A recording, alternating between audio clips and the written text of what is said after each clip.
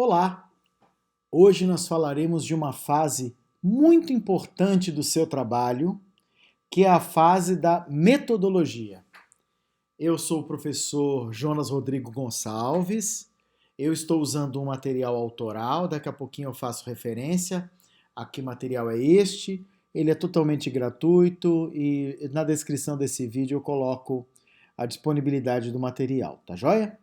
Muito bem. Eu vou construindo aqui os conceitos de metodologia e depois na prática eu vou te ensinar como fazer os 5 parágrafos da metodologia, tá certo? O que vai em cada parágrafo, tá certo? Muito bem. Metodologia é a explicação minuciosa, detalhada, rigorosa e exata de toda a ação desenvolvida do método, caminho do trabalho de pesquisa. Então vamos lá. Todo trabalho de pesquisa ele tem um método, ele tem um caminho. E a parte do trabalho que menciona a metodologia precisa descrever com detalhes todo o caminho que ali foi percorrido. Tá certo? Então vamos lá. A metodologia, a gente pode dizer que ela é a explicação do tipo de pesquisa. Daqui a pouco nós veremos os tipos de pesquisa. Do instrumental utilizado, se você usou questionário, se você usou entrevista, se você usou documentos, se você fez uma análise por uma pesquisa eletrônica, um survey, se você fez, enfim, qual foi o instrumento que você usou? Se você recorreu a artigos científicos publicados ou livros publicados num trabalho de revisão, certo?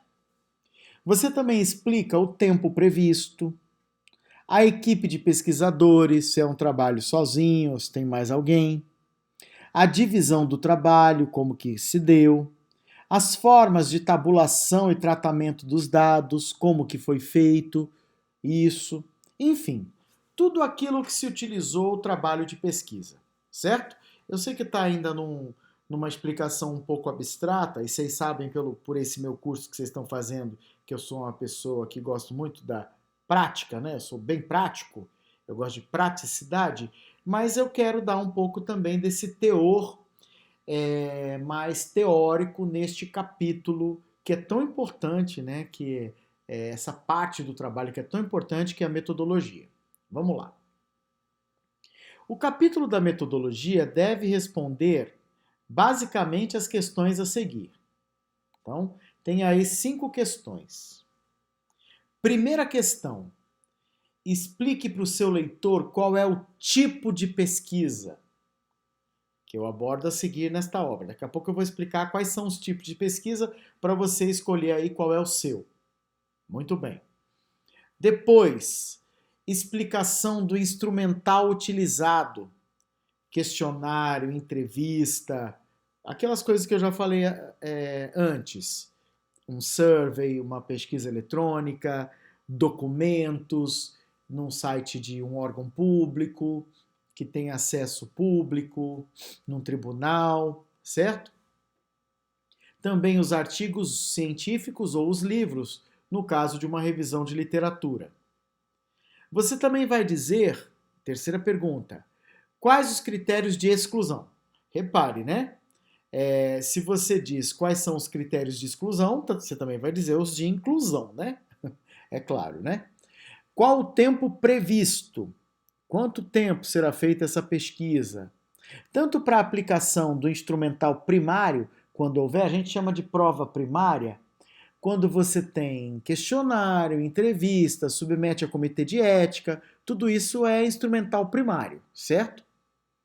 Então, qual o tempo que durou isso? Como para a leitura dos textos originais. Vamos supor que você selecionou artigos, quanto tempo você gastou para fazer a seleção, para ler os artigos, para descartar, para incluir, para excluir. Bem como o tempo que você gastou para fazer a seleção dos trechos, das paráfrases, a montagem final do trabalho, certo? Tudo que envolve entender o trabalho que você está fazendo. Vamos, portanto, para a quarta questão que a parte da metodologia do seu trabalho quer responder. Se a pesquisa é quali ou quanti, se ela é qualitativa, por exemplo, uma revisão de literatura ou um tratamento das informações coletadas. Depois eu vou falar mais sobre pesquisa qualitativa. Ou se ela é uma pesquisa quantitativa, onde você aplica questionários, ou então você faz tabulação de dados, você trabalha com estatística, certo? Tem mais números, se apresenta números, quantitativa. Quantitativa vem de quantidade, qualitativa vem de qualidade, certo? Não no sentido pejorativo de quantidade, porque tem pesquisas quantitativas que a gente costuma no popular pensar assim, tem quantidade, mas não tem qualidade. Não, tem pesquisas quantitativas incríveis e tem pesquisas qualitativas incríveis. Nas humanas, nas ciências sociais, nós gostamos mais de pesquisas qualitativas. Nas ciências exatas, em algumas ciências biológicas, nas ciências médicas ou de saúde, se gosta muito de pesquisa quantitativa, certo? As duas são excelentes linhas de pesquisa. O problema não é a metodologia, é a forma como é feito o trabalho e o rigor metodológico que é seguido, tá? Mais uma questão a responder. Quais são as referências desta metodologia? Então aqui você vai parafrasear um parágrafo de um livro ou de um artigo que explique a metodologia escolhida por você. Essa quinto parágrafo aqui da metodologia, depois eu vou te mostrar o artigo que tem os parágrafos para serem parafraseados. Você é livre para escolher qualquer parágrafo, certo? Mas eu vou te mostrar um caminho que, se você quiser seguir, poderá segui-lo. Já de um artigo que apresenta explicações sobre o tipo de trabalho que você irá fazer, que você está fazendo na realidade, né? Na metodologia, mencione o tipo de conhecimento utilizado e o tipo de pesquisa, conforme conceitos abaixo. Vejamos então alguns tipos de conhecimento e de pesquisa. Tipos de conhecimento. Conhecer é incorporar um conceito novo ou original sobre um fato ou fenômeno qualquer. O conhecimento não nasce do vazio, e sim das experiências que acumulamos em nossa vida cotidiana. Através de experiências, dos relacionamentos interpessoais, das leituras de livros e artigos diversos. Então eu parafraseei aí o Belo, né? Uma obra de 2004, muito boa, está lá nas minhas referências, indico a todos. Vamos lá. Em todos os animais, nós, que somos os seres humanos, somos os únicos capazes de criar e de transformar o conhecimento. Nós somos os únicos animais capazes de aplicar o que nós aprendemos, por meios diversos, numa situação de mudança do conhecimento. Nós somos os únicos animais capazes de criar um sistema de símbolos, como a linguagem, e com ele, com esse sistema de símbolos, registrar as nossas próprias experiências e passar para outros seres humanos. Olha que interessante. A gente usa o código linguístico, eu estou aqui escrevendo um livro para você, ou um artigo, para vocês aprenderem a fazer um trabalho, e vocês vão escrever um trabalho que vai ajudar outras pessoas, sabe? Isso é uma característica inerente ao animal homem, não presente em outros animais irracionais. Essa característica é o que nos permite dizer que somos diferentes dos gatos, dos cães, dos macacos e dos leões e dos outros animais, né? Por exemplo.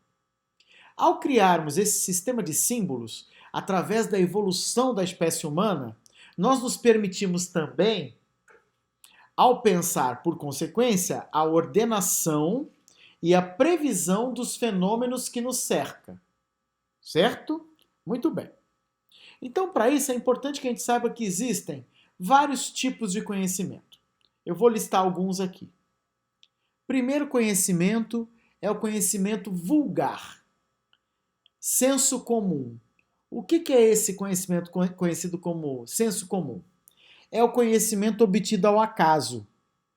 após inúmeras tentativas, ou seja, o conhecimento adquirido através de ações não planejadas. Exemplo: a chave está emperrando na fechadura e, de tanto experimentarmos abrir a porta, acabamos por descobrir, conhecer um jeitinho de girar a chave sem emperrar.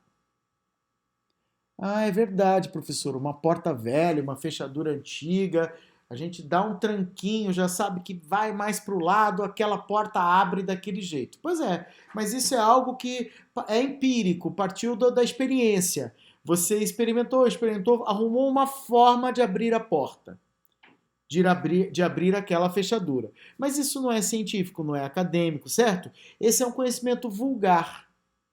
Vulgo significa povo, senso comum. É um conhecimento do âmbito do senso comum. Eu vou dar um outro exemplo de senso comum. As pessoas antigas que não tiveram acesso a estudos, não têm escolaridade, elas gostam muito dos ditados populares, né? Água mole em pedra dura, tanto bate até que fura. Ou então, tal pai, tal filho, certo? Esses ditados, eles representam o senso comum. Porque cientificamente, tem água mole que vai bater infinitamente numa pedra dura e nunca vai furar a pedra dura. Mas é um ditado que tem sempre uma lição de moral embutida. É quase como uma fábula, sabe? É um ditado que quer dizer assim, ó, se você insistir bastante, você consegue. Então, é um senso comum que tem um significado. Ou então, tal pai, tal filho. Ah, o filho puxa as características do pai. Repare, o pai dança bem, então o filho vai dançar bem também. O pai é um bom dentista, o filho seria um bom dentista. Isso também é senso comum. Tem filho de dentista que seria um péssimo dentista, que não tenha o menor perfil para ser dentista. Tem filho de dançarino que nunca vai ser dançarino, que não tem perfil para ser dançarino, certo? Mas é um ditado que faz as pessoas dizerem assim: ah, puxou o pai, parece-se com o pai, é importante respeitar a profissão do pai, entende? Isso tudo é o senso comum, conhecimento vulgar, conhecimento popular. A palavra vulgar indica povo. É um tipo de conhecimento não acadêmico, você não vai usar o senso comum no seu trabalho, tá certo? Conhecimento filosófico, segundo tipo de conhecimento. Ele é fruto do raciocínio e da reflexão humana. Ele é o conhecimento especulativo sobre fenômenos, gerando conceitos subjetivos. Vocês já viram lá os filósofos? Quando você tem uma aula com um professor de filosofia, aí você fala assim, popularmente, ah, aquele professor viaja. Eu não consigo acessar o nível de conhecimento que ele tem sobre esses filósofos. É porque ele já estuda isso há muito tempo. Então, o cognitivo dele já tem mais facilidade de entender esse tipo de leitura. Ele já se habituou mais. Mas o conhecimento filosófico, ele busca dar sentido aos fenômenos gerais do universo, ultrapassando os limites formais da ciência. Certo? Olha o que diz o Friedrich Nietzsche. O homem é a ponte entre o animal e o além-homem. Nossa, professor, só um filósofo para entender isso. Entende? Só que você precisa, olha só, estudar o Nietzsche. Eu não quero aqui falar de Nietzsche, né? Mesmo tendo formação em filosofia, eu não quero me alongar, porque essa aula é de metodologia. Mas Nietzsche, você lê as obras de Nietzsche, entende o conceito de Nietzsche do super-homem. O super-homem no sentido daquele que consegue transpor as regras que são impostas aos homens que tudo acolhem, então os homens passivos no processo de conhecimento, certo? Então esse super-homem, o ser da ruptura, vamos dizer aí, o Nietzsche nesta frase está chamando de além-homem. Ah, entendi. Então se você não tiver uma leitura atenta do teor filosófico, da filosofia de cada um desses pensadores, chamados também de filósofos, você não entende uma frase solta. Olha as pessoas por aí fazendo besteira, em cursinho, porcaria, eles ensinam as pessoas a decorar a frase de filósofo para colocar em redação de Enem, para dizer que a pessoa tem repertório cultural. Como se os examinadores lá das bancas, né? Os examinadores do Enem não soubessem quando uma frase cabe ou não cabe. Certo? Imagine, por exemplo, que eu falei aqui do conceito de super-homem, né? Aquele que transborda a capacidade de imposição numa lógica hierárquica de poder, uma lógica eurocêntrica, certo? Bem na vibe lá do Nietzsche, e aí a pessoa fala que o além-homem é aquele homem que morre e está no plano espiritual do além. Sei lá, a pessoa está fazendo uma redação, vocês estão entendendo? E aí ela coloca essa frase para representar a separação entre mundo real e mundo espiritual. Mundo do qual Nietzsche não, mundo ao qual Nietzsche não se refere. Entende? Então não adianta você decorar uma frase e colocar fora de contexto. Não cola isso no Enem. Mas olha, acreditem, gente, eu tenho visto aí na internet também contato com sobrinhos, cada coisa absurda, como se você fosse dar, porque no Enem é avaliado o repertório cultural, né, dos adolescentes, dos jovens que estão fazendo ali o vestibular. E aí as pessoas acham que fazendo essas crianças, adolescentes e jovens e adultos que estão fazendo vestibular decorarem essas coisas vai lhes dar repertório, sem a devida leitura dos filósofos, sabe? Então entendemos o que é um conhecimento filosófico. Você poderia fazer uma pesquisa de ordem filosófica. Eu, se você buscar no meu currículo Lattes, eu tenho, como eu tenho formação em filosofia, eu tenho publicações na área de filosofia, certo? Eu tenho publicação sobre Deus em Spinoza enquanto natureza e outras publicações. Mas ali eu fiz um artigo que trabalhava o conhecimento filosófico, reflexivo.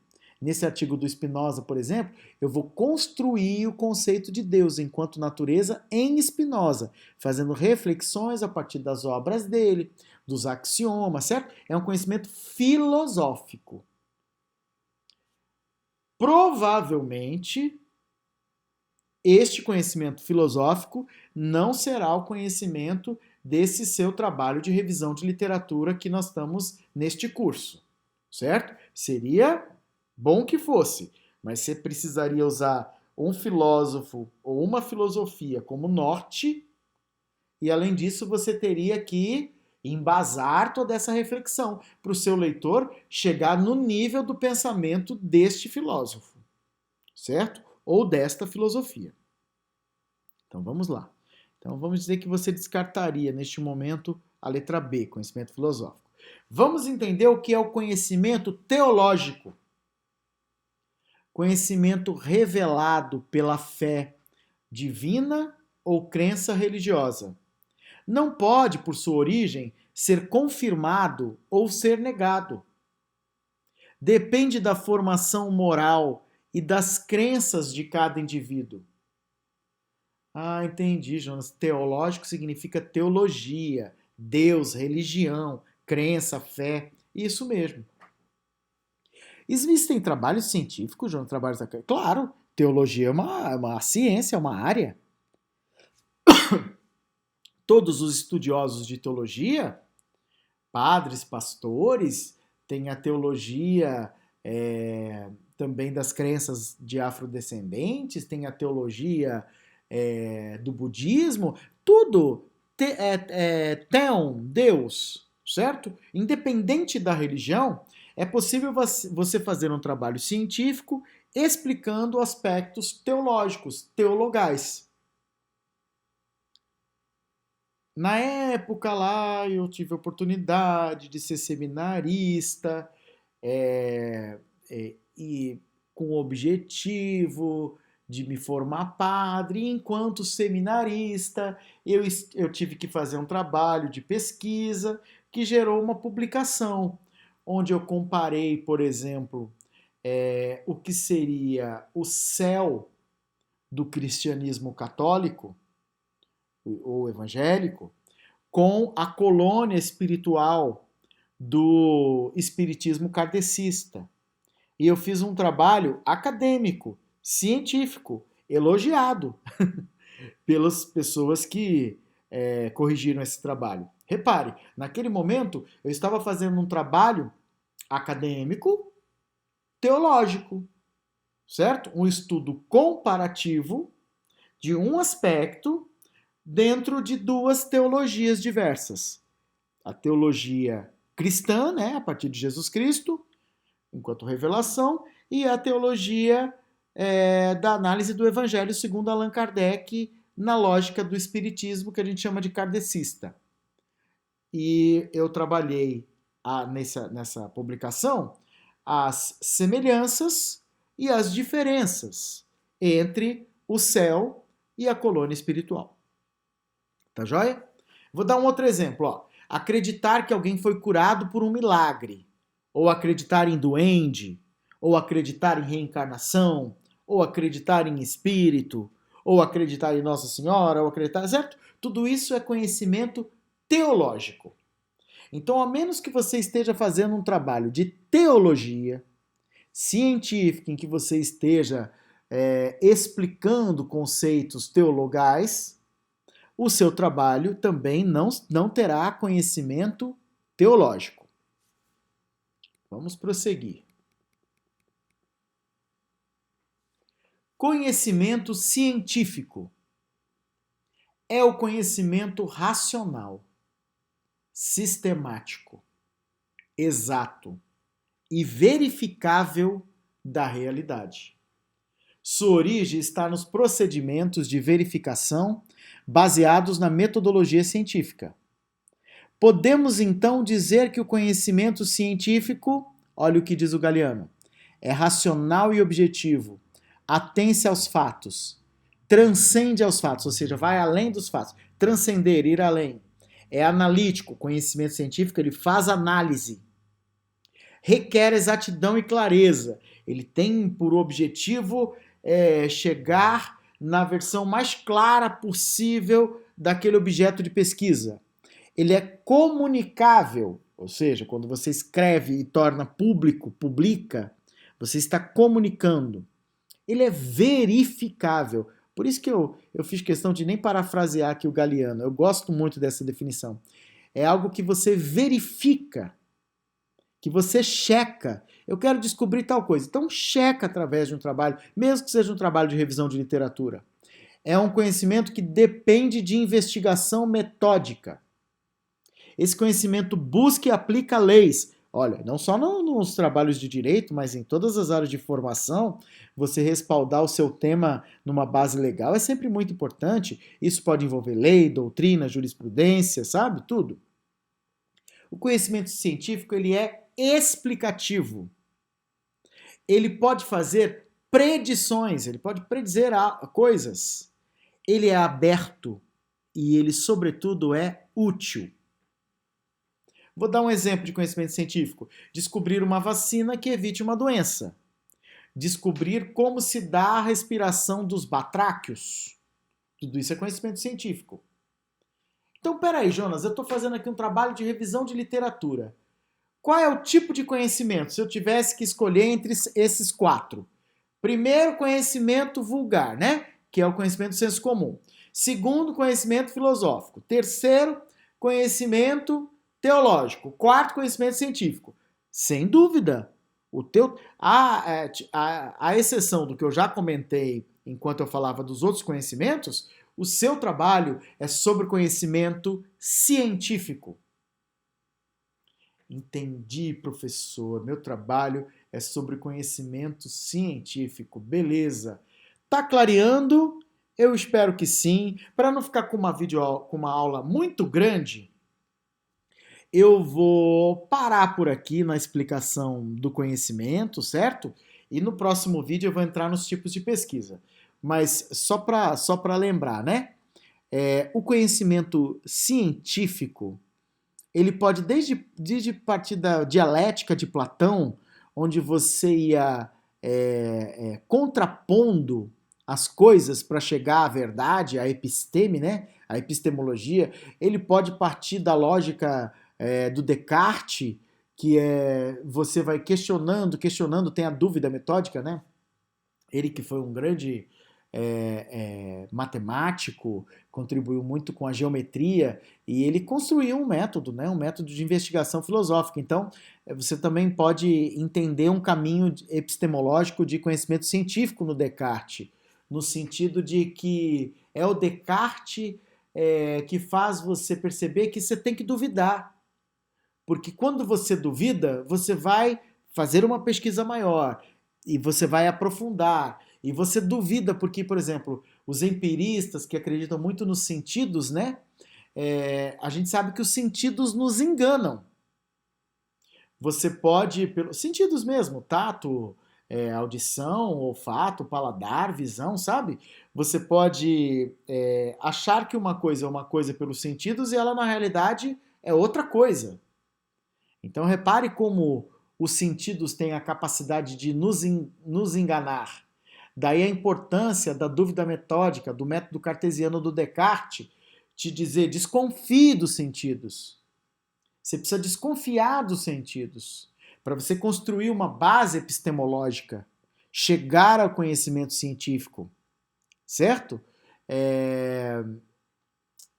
Vou dar um outro exemplo aí, ainda no caminho dos filósofos, sem querer me alongar a isso. Você pega David Hume, ele pega ainda parte do Descartes, né? Só que ele vai além dos sentidos. Ele trabalha, por exemplo, as ideias